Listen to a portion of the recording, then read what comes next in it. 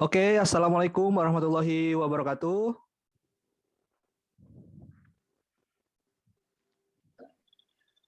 Waalaikumsalam Halo. warahmatullahi wabarakatuh. Oke, selamat pagi Bapak dan Ibu. Pagi, Pak. Pagi. Iya, Alhamdulillah. Sudah pada sarapan ini? Sudah, Pak. Alhamdulillah, ini sudah komplit ya. Sudah ada Pak Supar, sudah ada Ibu Weni, sudah ada Ibu Siska.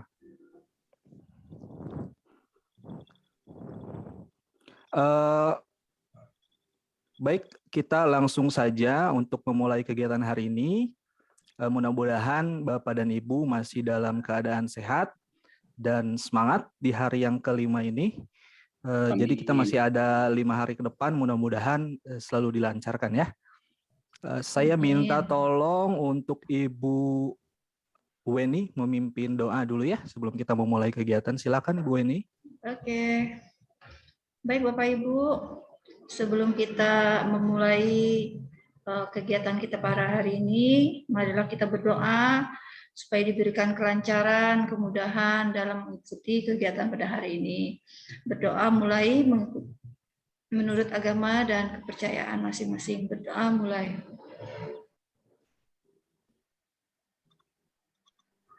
Doa selesai. Oke, terima kasih Bu Weni sudah memimpin doa di kelas ini.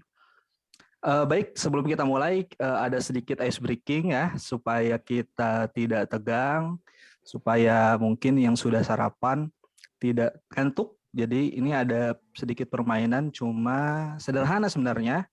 Nanti saya akan men-silent speaker ini, kemudian Bapak dan Ibu menebak kalimat apa yang akan saya ucapkan. Paham ya? Oke. Jadi hanya kalimat pendek saja. Jadi saya akan mengucapkan, nanti Bapak Ibu menebak kira-kira saya mengucapkan kalimat apa. Paham ya? Siap, saya akan coba silent dulu.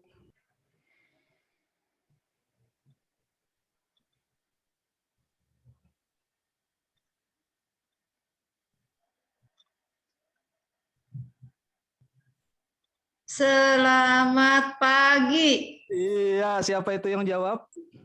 Saya.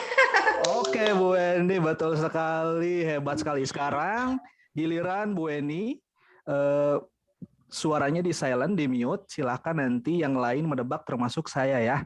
Jadi saya Nggak akan menebak kelihatan muka Bu gestur Weni. dari. Nah, itu tantangannya ya. Tantangannya mungkin di sana. Begitulah Bu Siska, kalau sudah berpindah-pindah, kameranya akan berpindah juga. Akhirnya jadi remang-remang, enggak apa-apa. Betul, oh Ibu. Tapi masih kelihatan kok ya, masih kelihatan. Jadi kita nanti lihat gesturnya Bu Weni, dia menggunakan kalimat apa. Oke, silakan Bu Weni.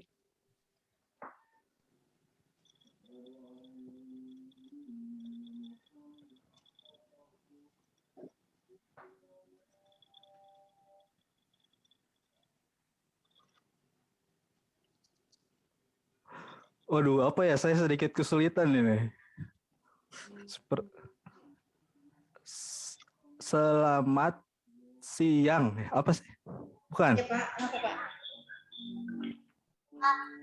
Kenapa, Nak? Akhir pulang, mau pulang? Nanti, mau ada kerjaan ini. Nanti, nggak usah telepon lagi, nanti aja. Gimana, Pak? Bisa, Pak? Apa tadi ya? Sudah ngopi? Apa gimana tadi ya? Soalnya kurang jelas. Salah ya? Nah, Pak Supar atau Bu Siska bisa menebak? Udah makan, Kak. Betul. Iya. Oh, udah. Oke. Hebat nih Bu Siska ya. Oke. Alhamdulillah ya. Terima kasih Bu Weni. Nanti di ice break berikutnya mungkin nanti ada dari Bapak Ibu punya ide sesuatu supaya sedikit menyegarkan materi dari yang akan disampaikan ya.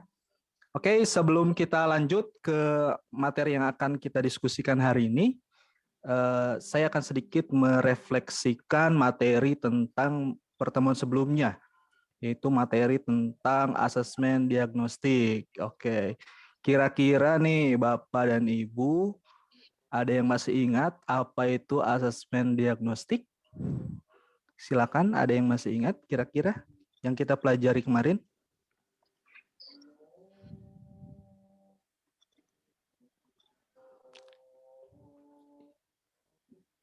Bagaimana Ibu Weni, Bu Siska, atau Pak Supar, ada yang masih ingat tentang asesmen diagnostik? Karena ada kaitannya dengan yang akan kita diskusikan materi tentang hari ini gitu.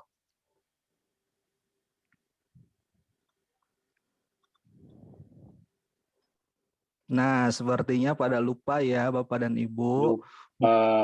Iya, oke. Sedikit saya akan refleksikan mengenai asesmen diagnostik.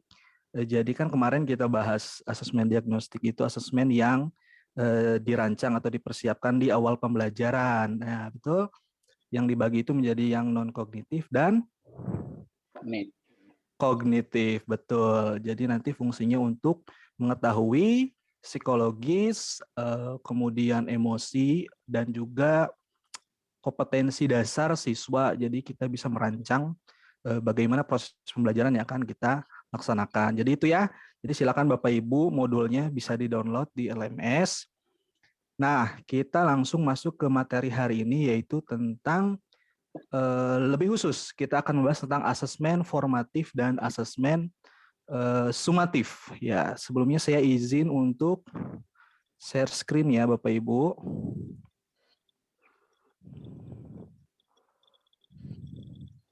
Sudah terlihat? Sudah terlihat Bapak Ibu?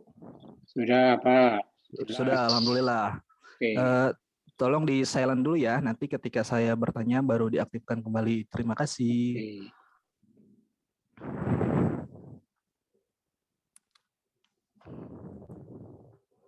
Sebentar ya, mana nih?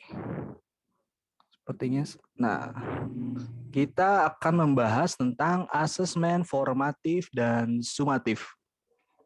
Nah, untuk agenda sesi hari ini, kita akan membahas tentang konsep asesmen formatif dan sumatif, apa itu perbedaan dari formatif dan sumatif.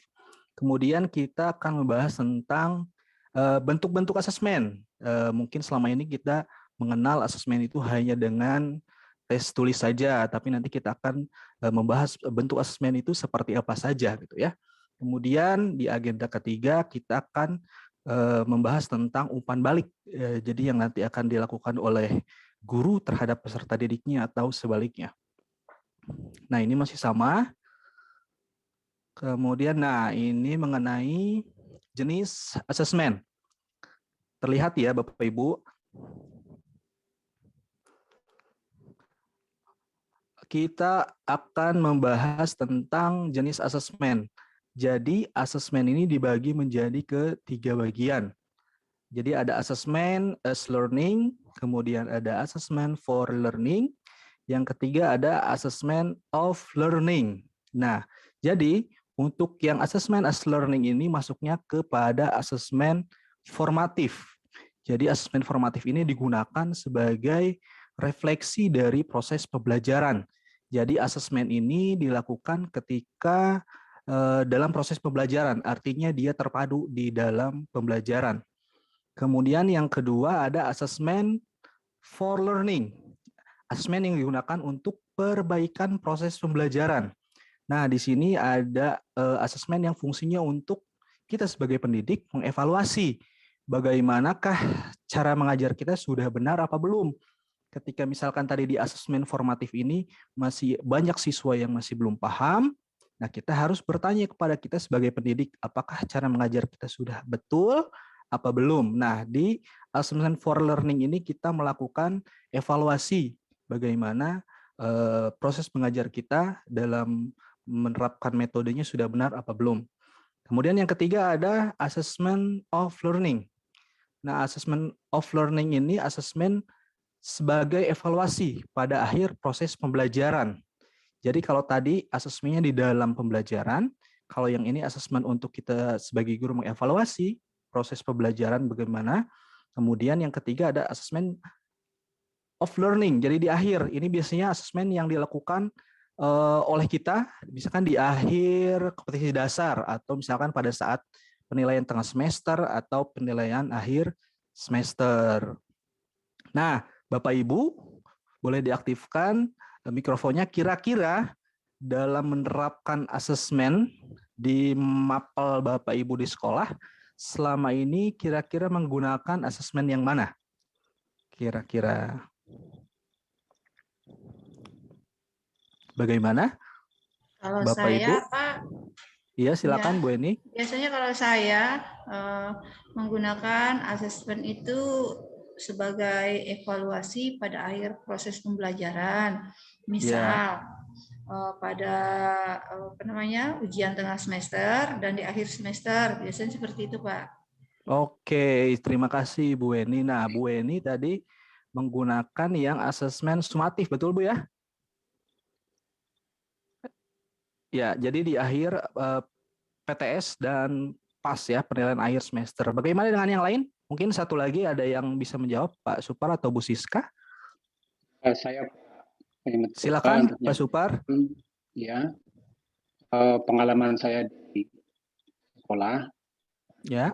asesmen dilaksanakan asesmen formatif dan asesmen sumatif.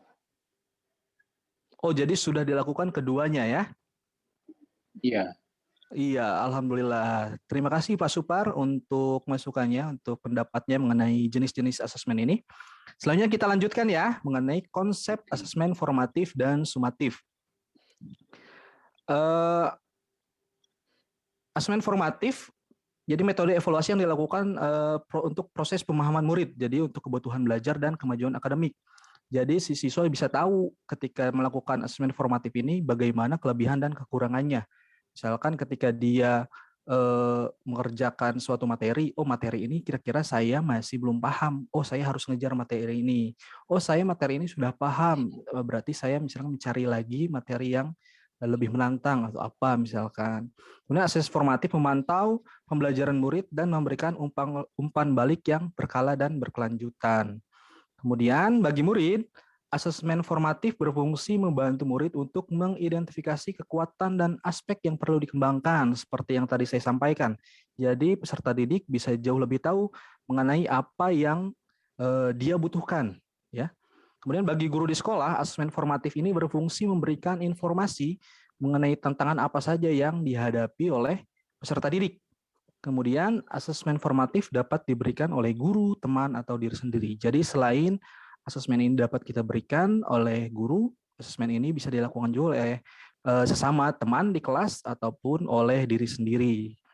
Nah, untuk asesmen sumatif, metode evaluasi yang dilakukan di akhir pembelajaran, seperti tadi sudah yang dilaksanakan oleh Ibu Eni.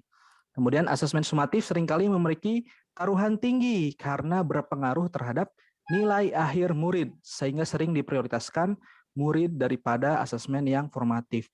Mungkin ini contohnya seperti banyak kejadian beberapa tahun lalu ketika siswa mengikuti ujian nasional, ketika dulu proporsinya ujian nasional itu menentukan kelulusan apa tidak. Jadi itu penilaian sumatif. Jadi hanya menilai hasil akhir tanpa melihat proses mungkin dari kelas 10, 11, 12-nya seperti apa.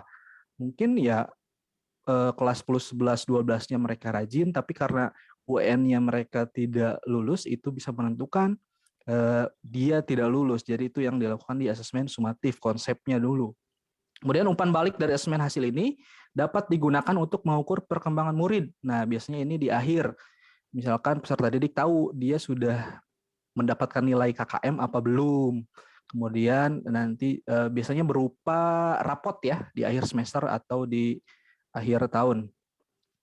Nah, ini sama. Jadi asesmen formatif ini mengawasi pembelajaran murid bagi guru untuk memastikan perkembangan murid, kemudian untuk mengecek pemahaman murid.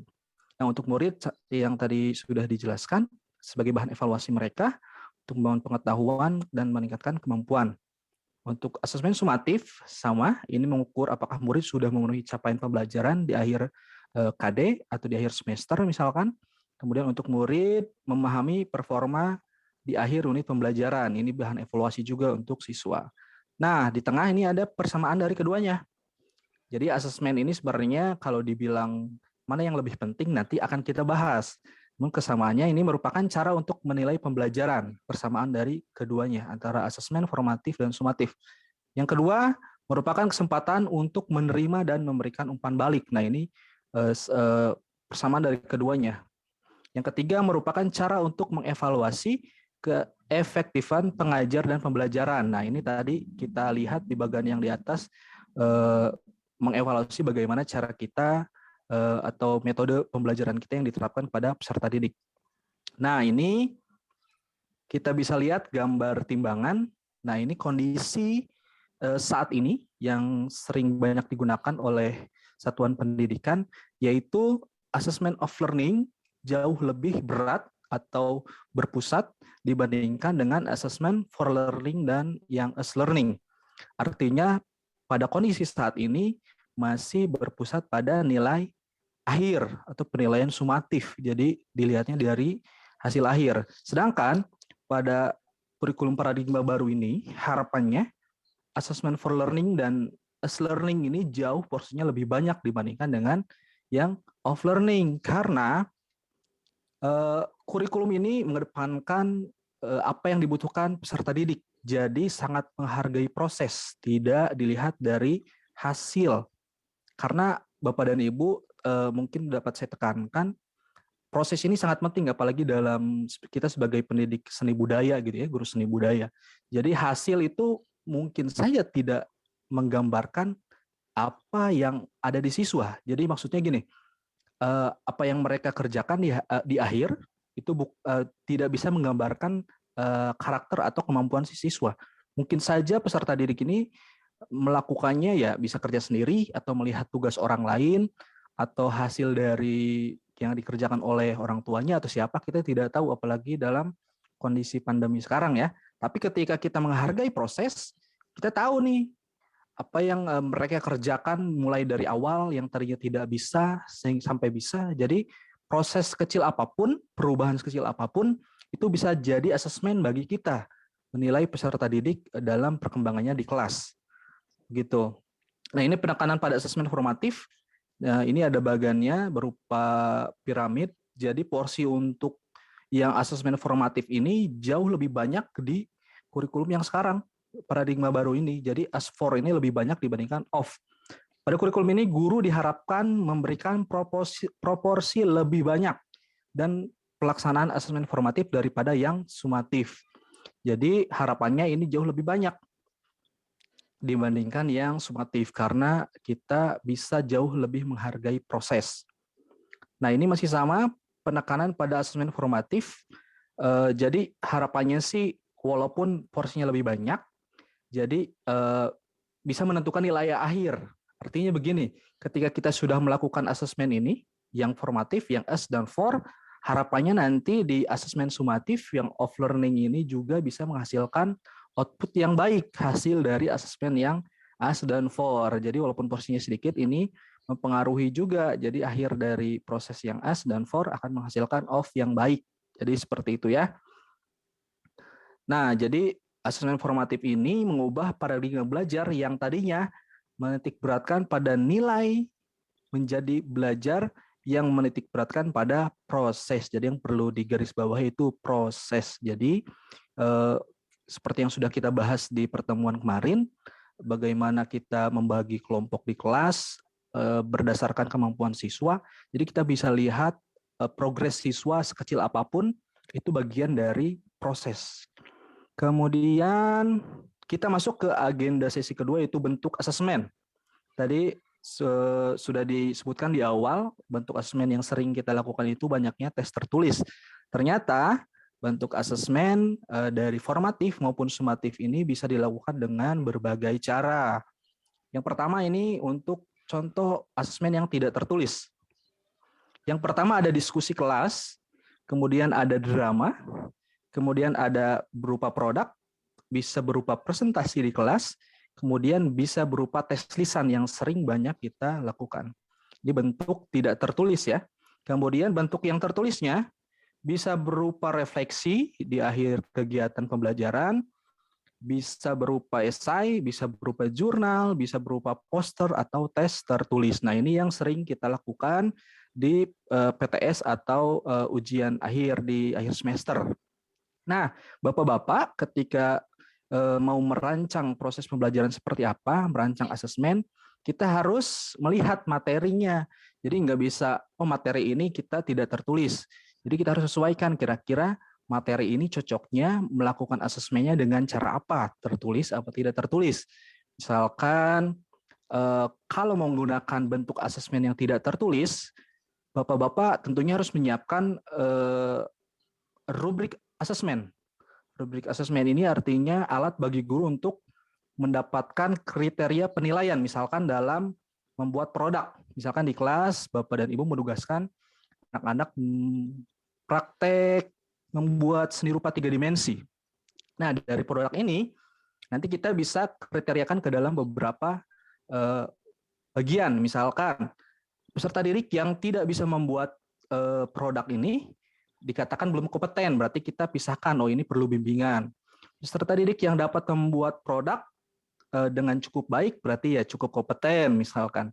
Atau misalkan peserta didik yang membuat produk dengan baik, berarti dia kompeten. Atau misalkan yang terakhir, peserta didik yang membuat produk dengan amat baik dan bisa menjelaskannya misalkan, berarti itu masuknya ke sangat kompeten. Dari situ kita bisa lihat standar yang akan kita lakukan terhadap penilaian terhadap peserta didik. Jadi itu bentuk asesmen. Kemudian sampai sini ada yang mau ditanyakan Bapak Ibu sampai bentuk asesmen sebelum kita masuk ke sesi selanjutnya?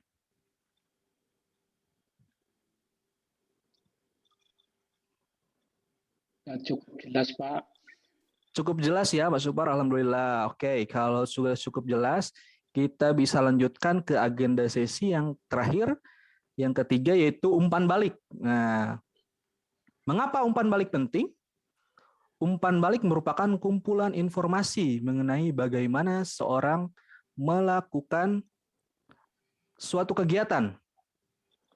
Umpan balik biasanya berisi hal baik yang sudah dilakukan, hal yang butuh perbaikan, dan hal yang bisa dikembangkan untuk aktivitas selanjutnya.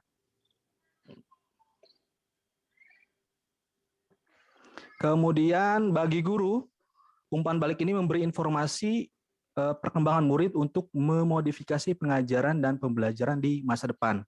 Sedangkan bagi murid, umpan balik ini membantu murid untuk mengetahui kelebihan dan kekurangan mereka, sehingga murid dapat mengatur dan merasa berperan dalam proses pembelajaran. Kemudian memberikan umpan balik kepada sesama teman juga memberikan kesempatan bagi murid untuk belajar dari satu sama lain. Nah, ini 10 prinsip umpan balik yang efektif. Ada yang mudah dimengerti, kemudian transferable, melihat ke belakang, kemudian spesifik, kemudian umpannya lebih dari penilaian, tepat waktu, kontekstual, seimbang, melihat ke depan, dan selektif. Jadi ini prinsip-prinsip yang kita melakukan umpan balik terhadap peserta didik. Nah, membuat umpan balik yang efektif harus terdiri dari feed up, mengklarifikasi tujuan murid, kemudian feedback, tanggapan atas pekerjaan murid, kemudian feed forward, jadi saran bagi murid untuk menggunakan tujuan kedepannya seperti apa. Jadi membutuhkan tujuan dan sasaran yang jelas dan dapat dimengerti oleh murid dan guru. Memungkinkan murid untuk mengidentifikasi apa yang mereka ketahui, apa yang mereka pahami, di mana mereka membuat kesalahan, di mana mereka membuat kesalahpahaman, kapan mereka terlibat dan atau tidak terlibat dalam pembelajaran. Nah, ini kita lewat karena langsung dijelaskan saja ya. Ya, ini contoh leader of feedback. Jadi bentuknya atau contoh praktik apa saja sih atau umpan balik seperti apa saja sih yang dapat kita lakukan untuk memancing siswa untuk kreatif. Apalagi di masa pandemi yang seperti sekarang, kalau kita tidak melakukan umpan balik dengan baik, ini siswa akan kesulitan. Misalkan kita ngasih tugas, ya udah ngasih tugas aja gitu, tanpa misalkan bagaimana anak-anak sudah pahamkah tugasnya, ketika ada yang belum kita coba jelaskan kembali. Ketika hanya pembelajaran dilakukan satu arah, tidak ada umpan balik, ini dikhawatirkan siswa nanti akan kesulitan memahami tentang materi pembelajaran. Nah, di sini ada klarifikasi, ada penilaian, ada perhatian, ada saran, dan apresiasi. Jadi diklarifikasi misalkan, bisa tolong dijelaskan nggak Nak lagi tentang materi yang seni musik?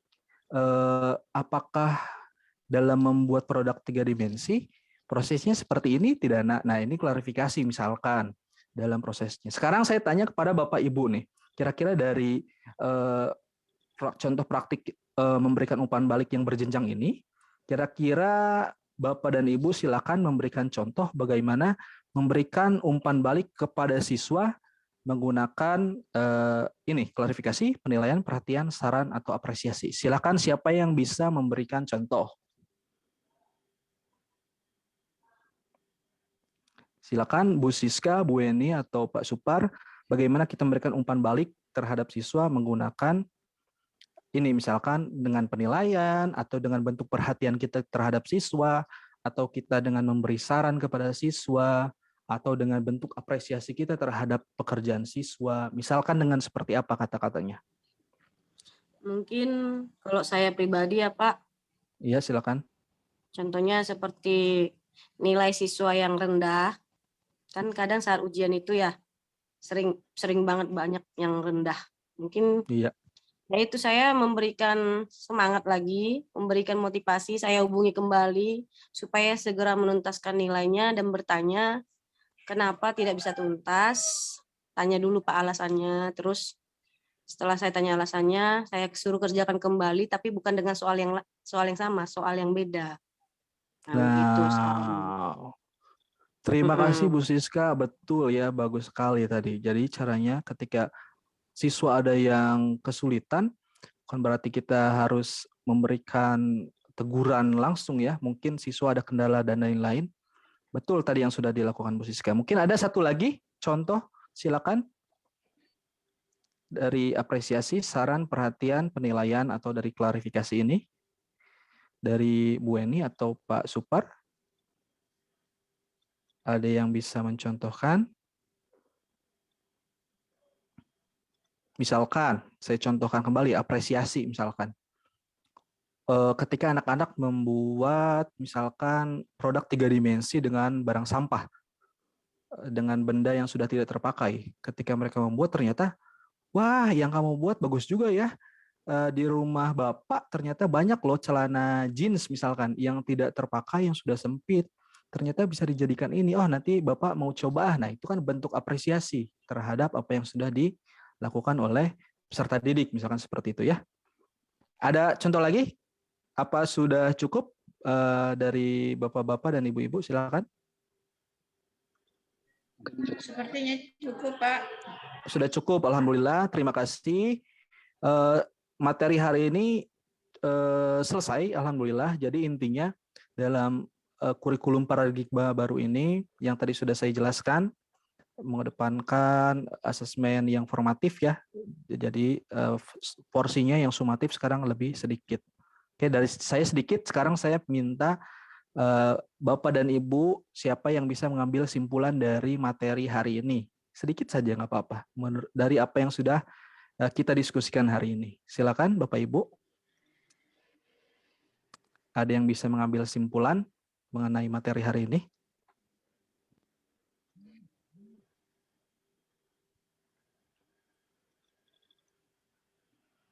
Bu Eni, mungkin bisa?